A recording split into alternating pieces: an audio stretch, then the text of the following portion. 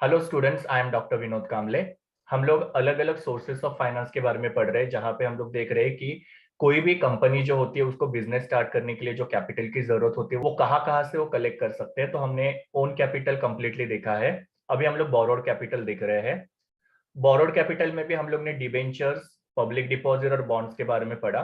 अभी इस वीडियो में हम लोग देखने वाले हैं loan from bank and financial institutions.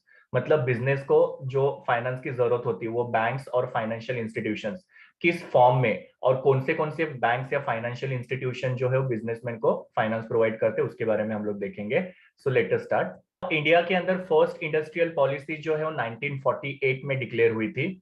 आप सबको 1991 की इंडस्ट्रियल पॉलिसी पता होगी, बट उसके पहले भी एक इंडस्ट्रियल पॉलिसी आई थी जो फर्स्ट इंडस्ट्रियल पॉलिसी थी और जो 1948 में डिक्लेयर हुआ था। और ये इंडस्ट्रियल पॉलिसी जो था इसका एम ये था कि रैपिड इंडस्ट्रियल ग्रोथ इंडिया में हो, कि नंबर ऑफ इंडस्ट्रीज जो है इंडिया में बढ़ना चाहिए, ये उसका एक ऑब्जेक्टिव था। तभी सेंट्रल गवर्नमेंट और स्टेट गवर्नमेंट ने कुछ स्पेशल फाइनेंशियल इंस्टीट्यूशंस को एस्टेब्लिश किया था जो इंडस्ट्रियल फाइनेंस प्रोवाइड कर पाए। मतलब बिजनेसमैन को अगर फाइनेंस की जरूरत हो तो फाइनेंशियल नीड को फुलफिल करने के लिए सेंट्रल गवर्नमेंट ने और स्टेट गवर्नमेंट ने कुछ स्पेशल फाइनेंशियल इंस्टीट्यूशंस यहाँ पे सेटअप किए थे। और ये जो फाइनेंशियल इंस्टीट्यूशन सेटअप किए गए थे वो बिजनेसमैन को मीडियम और long term finance business purpose के लिए प्रोवाइड करते थे। और ये जो फाइनेंशियल इंस्टीट्यूशन थे जो लोन प्रोवाइड करते थे वो नए कंपनीज के लिए भी लोन प्रोवाइड करते थे, और गोइंग कंसर्न मतलब जो एग्जिस्टिंग बिजनेस है उनको भी ये लोन प्रोवाइड करते थे।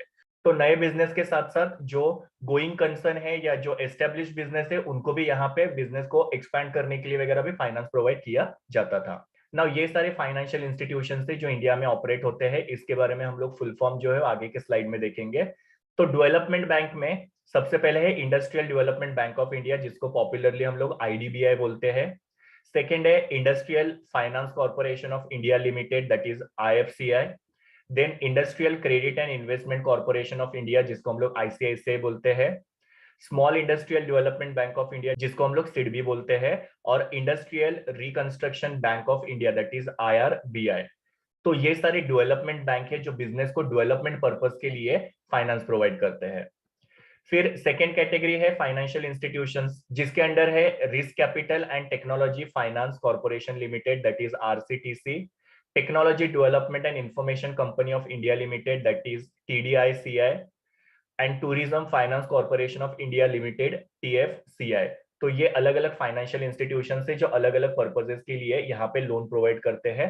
जैसे कि हम लोग यहाँ पे नाम से ही देख सकते हैं कि ये पर्टिकुलर जो आरसीटीसी है ये टेक्नोलॉजी परचेस करने के लिए या फिर रिस्क कैपिटल जो होता है वो प्रोवाइड करते हैं, मतलब जो नए बिजनेसमैन होते हैं उनको ये फाइनेंस प्रोवाइड करते हैं। देन अगेन टीडीआईसीआई जो है वो टेक्नोलॉजी डेवलपमेंट के लिए फाइनेंस प्रोवाइड करते हैं, और टीएफसीआई जो है वो टूरिज्म पर्पज के लिए फाइनेंस प्रोवाइड करते हैं। तो ये तीन फाइनेंशियल इंस्टीट्यूशंस है। देन इन्वेस्टमेंट इंस्टीट्यूशंस, जिसमें सबसे पहले है life insurance corporation of India, जिसको हम लोग एलआईसी बोलते हैं। Then unit trust of India, जिसको हम लोग यूटीआई बोलते हैं। And general insurance corporation of India, जिसको जीआईसी बोला जाता है। ये इन्वेस्टमेंट इंस्टीट्यूशन से वो लोग क्या करते हैं, कंपनीज के अंदर इन्वेस्टमेंट करते हैं। मतलब एक तरीके से वो कंपनी को इन्वेस्टमेंट करके फाइनेंस प्रोवाइड कर रहे हैं। जैसे कि वो कंपनी के शेयर्स परचेस कर सकते हैं, डिवेंचर्स परचेस कर सकते हैं, या दूसरे जो भी सिक्योरिटीज कंपनी इशू करती है उसके अंदर ये सारे जो इन्वेस्टमेंट इंस्टीट्यूशन है वो इन्वेस्टमेंट करते हैं। और ये इन्वेस्टमेंट के थ्रू वो कंपनीज को फाइनेंस प्रोवाइड करते हैं। और लास्ट वाला कैटेगरी है स्टेट लेवल इंस्टीट्यूशन, जिसमें सबसे पहले है स्टेट फाइनेंशियल कॉर्पोरेशन, जिसको एसएफसीज बोला जाता है। And state industrial development corporation, जिसको एसआईडीसीज बोला जाता है। तो बेसिकली क्या होता है कि ये लोग दूसरे बैंकों के पास से लोन लेते हैं और फिर बाद में वो बिजनेसमैन को प्रोवाइड करते हैं। तो ये रीफाइनेंस का काम करते हैं। और ये अलग अलग स्टेट लेवल पे ऑपरेट होते हैं और अपने अपने स्टेट के जो बिजनेसमैन होते हैं उनकी फाइनेंशियल नीड जो होते हैं वो फुलफिल करते हैं। तो ऐसे हम लोग ने चार मेजर इंस्टीट्यूशन की कैटेगरीज देखी, जिसके अंडर अलग अलग इंस्टीट्यूशन से जो बिजनेसमैन को बिजनेस पर्पज के लिए फाइनेंस प्रोवाइड करते हैं। अभी ये जो हम लोग ने इंस्टीट्यूशंस देखे ये किस तरीके से फाइनेंशियल असिस्टेंस बिजनेसमैन को प्रोवाइड करते हैं वो हम लोग देखते हैं। तो सबसे पहले ये टर्म लेंडिंग फैसिलिटी प्रोवाइड करते हैं। नाउ टर्म लेंडिंग फैसिलिटी का मतलब क्या होता है कि ये लोग बैंकों को लोन प्रोवाइड करते हैं ताकि बैंक जो है वो बिजनेसमैन को लोन प्रोवाइड करे। सो इसको हम लोग रीफाइनेंस भी बोल सकते हैं, या इसको हम लोग टर्म लेंडिंग फाइनेंस भी बोला जाता है, कि जहां पे बैंकों को लोन दिया जाता है ताकि बैंक वो लोन जो है वो बिजनेसमैन को प्रोवाइड करे। फिर बाद में कुछ ऐसे हम लोग ने देखे जैसे LIC था, GIC था, UTI वगैरह था। ये लोग क्या करते हैं, कंपनीज के अंदर इन्वेस्टमेंट करते हैं by subscribing to the shares and debentures of the companies. मतलब वो कंपनी के शेयर और डिवेंचर्स को सब्सक्राइब करते हैं या परचेस करते हैं।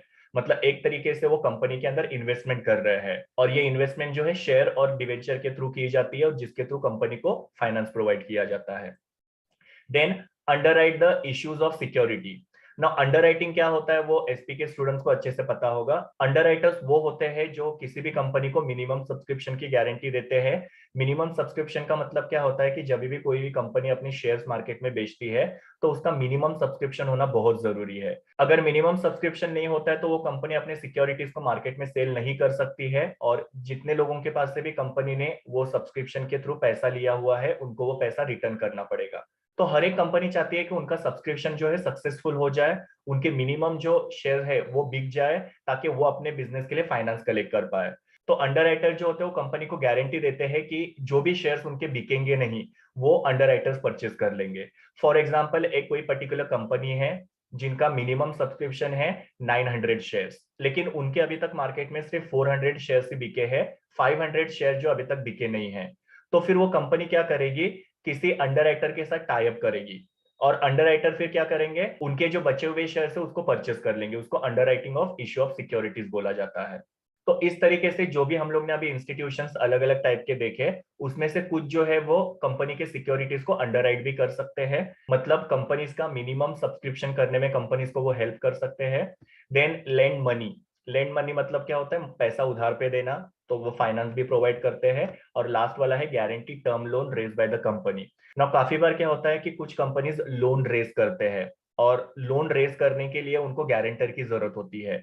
तो कुछ ऐसे इंस्टीट्यूशंस है वो एज अ गारंटर काम करते हैं, वो पर्टिकुलर कंपनी के लिए वो गारंटर बनते हैं। स्पेशली जब भी कोई बिजनेसमैन फॉरेन बैंक के पास से लोन वगैरह लेते हैं तो उसमें उनको गारंटर की जरूरत होती है, तो ये कुछ इंस्टीट्यूशन जो है वो एज अ गारंटर भी काम करते हैं।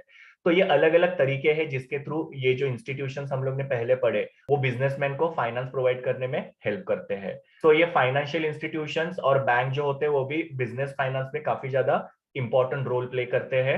And this was all about loan provided by the bank and financial institutions. ये मेरे URL है जहां से मैंने इमेजेस लिए हैं। Thank you students, please do like, share, comment and subscribe to my YouTube channel, and also recommend my channel to your friends.